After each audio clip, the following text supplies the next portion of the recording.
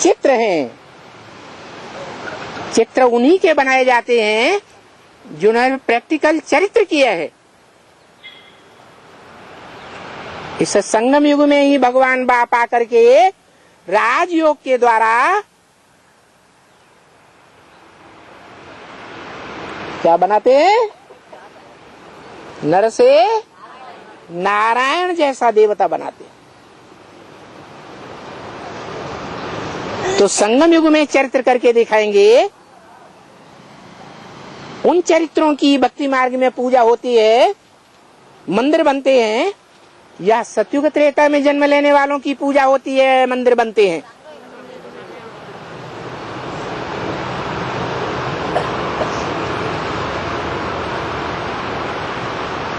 भगवान बाप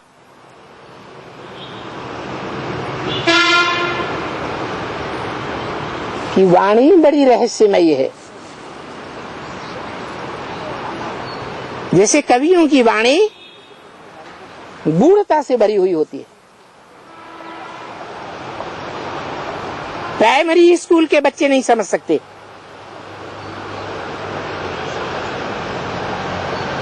basic knowledge लेने वाले हैं।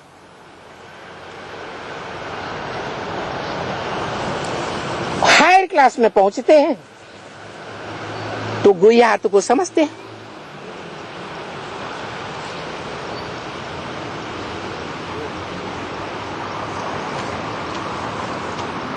तो बताया कि 76 में भगवान की ब्रह्मा द्वारा चलाई हुई वेदवाणी को विस्तार में समझाने वाला राम बाप की मूर्ति है, जो प्रत्यक्षता रूपी जन्म लेती है, जिसको कहा है नारायण का जन्म होगा 76 में। क्योंकि राम वाली आत्मा ही नर से डायरेक्ट नारायण बनती है। ब्रह्मा वाली आत्मा नर से उसी जन्म में डायरेक्ट नारायण नहीं बनती है।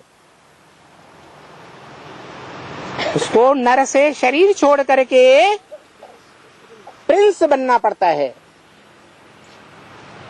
कोई रचयिता बाप का बच्चा रचना बनना पड़ता है।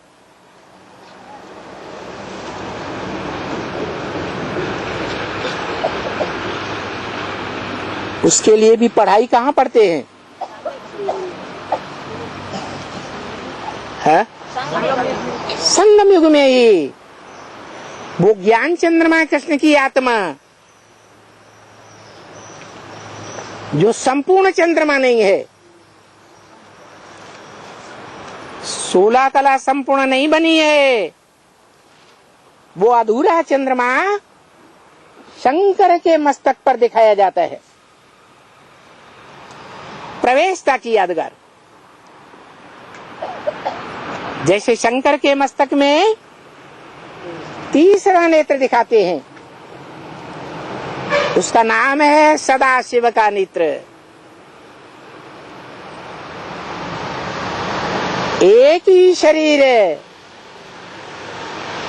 और उसमें 3 आत्माएं कार्य करती हैं।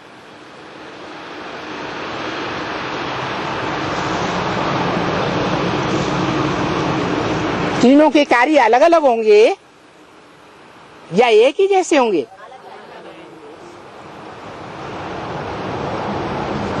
फिर बताया गीता की वाणी में, सच्ची गीता में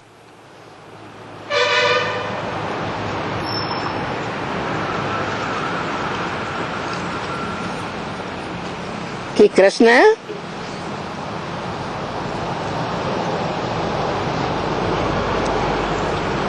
नर से प्रिंस बनता है, फिर नारायण बनता है। तो नारायण का टाइटल कोई तो देता होगा प्रैक्टिकल में, है? कौन देता है? उसका बाप देता है। उस बाप ने वो 16 कला संपूर्ण बनने की पढ़ाई कहां से पढ़ी?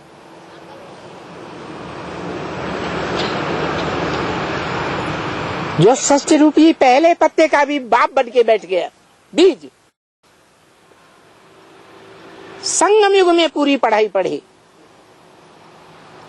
वो आत्मा पुरुषोत्तम संगम युग में आज में भी बीज रूप बाप का पार्ट बजाती है। मनुष्य सृष्टि का बाप, ज्ञान का बीज बोने वाला बाप।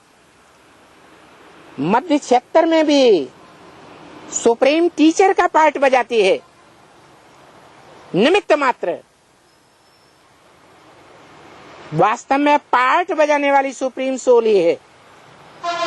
जो सुप्रीम सोल मुरली में कहता है, तुम बच्चे मेरे को जितना याद करते हो उतना मैं तुम्हारे साथ रह करके पार्ट बजाता हूं।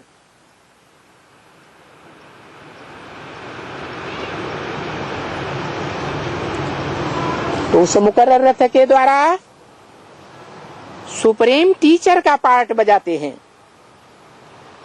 रथ एक ही है, एक ही बीज बोने वाला बाप,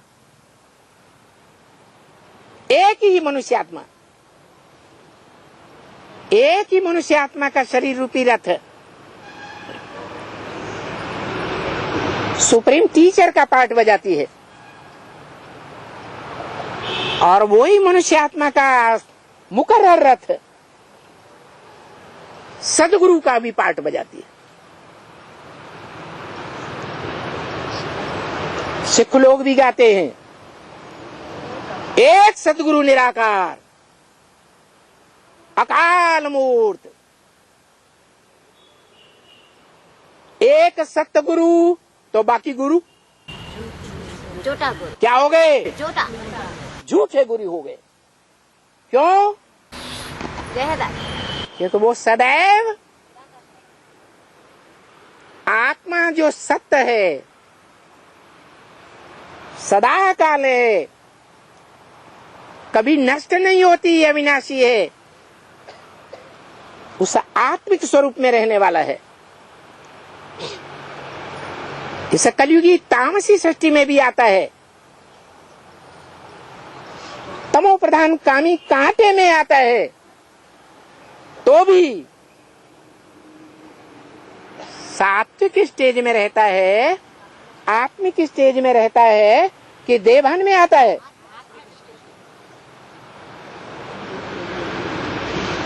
तो जिस मुकर्रर रथधारी में आता है वो बीज बोने वाला बाप भी है, आदि में, मध्य में टीचर भी है, और अंत में सदगुरु का भी पार्ट बजाता है। सदगुरु, जब सदगुरु मिला दलाल। सदगुरु किसे कहते हैं? जो सदगति करे। ब्रह्मा का तो बीच में ही शरीर छोड़ गया, मनुष्य मात्र की सदगति हुई। अरे बाप ने तो वाणी में बोला है, फादर है तो फादर जरूर मिलना चाहिए। फादर सिर्फ कहे और कभी मिले ही नहीं, वो फादर कैसे हो सकता? वो मनुष्य आत्माओं का भी बाप है, मनुष्य मात्र का भी बाप है, एक ही तन में आत्माओं का भी बाप और मनुष्यों का भी बाप।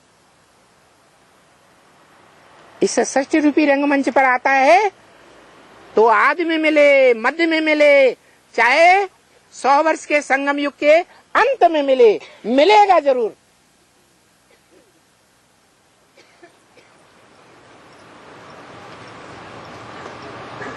उसका चित्र भी साक्षात्कार में बना करके दे दिया। झाड़ का चित्र जिसमें ऊपर शंकर बैठा हुआ है, पुराने से पुराना चित्र है। पुराने यज्ञ में जो प्रतियां छपाई गई थी वो ढेर की ढेर प्रतियां अभी भी रखी हुई है।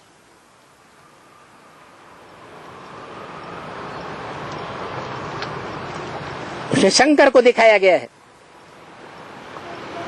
झाड़ में से आत्माएं, नीचे से आत्माएं ऊपर जा रही है। शंकर के चारों ओर से गुजरती हुई, जो बाप ने बोला है तुम आत्मा रूपी बच्चों को नैनों पर बिठा कर ले जाऊंगा, देवभान में रहेंगे तब ले जाऊंगा, या आत्मिक स्थिति में स्थित होंगे तब ले जाऊंगा। 500-700 करोड़ मनुष्यों में से कोई ऐसी आत्मा बचेगी जो आत्मिक स्थिति में स्थित हुए बगैर बाप के घर में पहुंच जाए। संसार की सारी मनुष्य आत्माएं उस झाड़ के ऊपर बैठे हुए निराकार सो साकार, जिसके लिए शास्त्रों में गायन है, सगुण अगुण नहीं कछु भेदा। सगुण माने साकार, अगुण माने निराकार, दोनों में कोई भेद नहीं है, क्योंकि एक ही पर्सनालिटी है, एक ही व्यक्तित्व है, एक ही शख्सियत है। एक ही शरीर में वो सदैव निराकारी स्टेज में रहने वाली आत्मा भगवान बाप, गॉड फादर, और जिस मनुष्य तन में आती है वो मनुष्य वाली आत्मा एक ही शरीर में विराजमान होते हैं। आत्मिक स्थिति में देखा जाए, आत्मा रूपी बच्चों के रूप में देखा जाए, तो उन बच्चों में जो आत्मिक रूप में स्थिर होने वाले बच्चे हैं, परम धाम में जाकर के रहते हैं बाप के घर में, जिसे सोल वर्ल्ड कहा जाता है, उन बच्चों में बड़ा बच्चा कौन है? जो आत्मिक रूप में मनुष्य का जन्म लेने वाले बच्चे हैं 500-700 करोड़, उनके बीच में कोई बड़ा भाई है? कौन है? शंकर है? शंकर जो झाड़ पर बैठा हुआ दिखाया गया, जिसके लिए बोला है कि फादर है तो फादर जरूर मिलना चाहिए।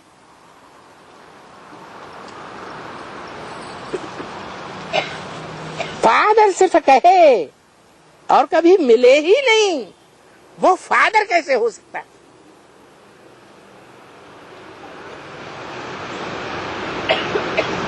तो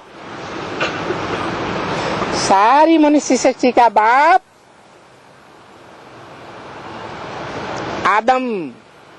एडम, जिसमें मनुष्य आत्माओं का बाप, जो आत्माएं निराकार हैं, उन निराकार आत्माओं का बाप शिव भी विराजमान होता है, सदा शिव के तीसरे नेत्र के रूप में। तो ये हैं बाप दादा। बड़े भाई को क्या कहते हैं? दादा। बाप नहीं, बड़े भाई को कहते हैं दादा। बड़ा भाई बाप समान होता है। क्या? बाप जब शरीर छोड़ता है तो सारे परिवार की जिम्मेवारी कौन उठाता है? दादा भाई, बड़ा भाई। बड़ा भाई दादा उठाता है, वो बाप समान है। शिव बाप आकर के 100 वर्ष के संगम युग में उस बड़े बच्चे को विश्व की बादशाही देकर जाते हैं।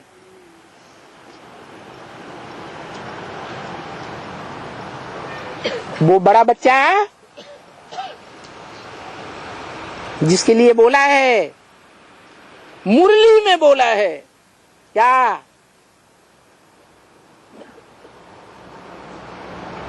इस सृष्टि पर सदा कायम कोई चीज है नहीं। क्या? इस सृष्टि पर सदा कायम कोई चीज है नहीं। सदा कायम एक शिव बाबा है इस सृष्टि पर। मना जो सिर्फ शिव है वो तो बिंदी का नाम है,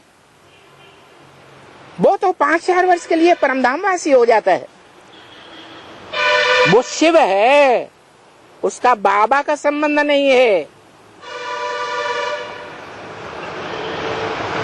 उसका कोई संबंध नहीं, वो सिर्फ बिंदु बिंदु आत्माओं का बाप है। सर्व संबंध तब बनते हैं जब इस सृष्टि पर साकार में मुकर्रर रथ में आते हैं। अनेक प्रकार के संबंध जुड़ते हैं, जो अव्यक्त वाणी में बताया। अभी बाप जो प्रैक्टिकल में आया हुआ है, उसके साथ सर्व संबंधों की भाषणा प्रैक्टिकल में लेनी है।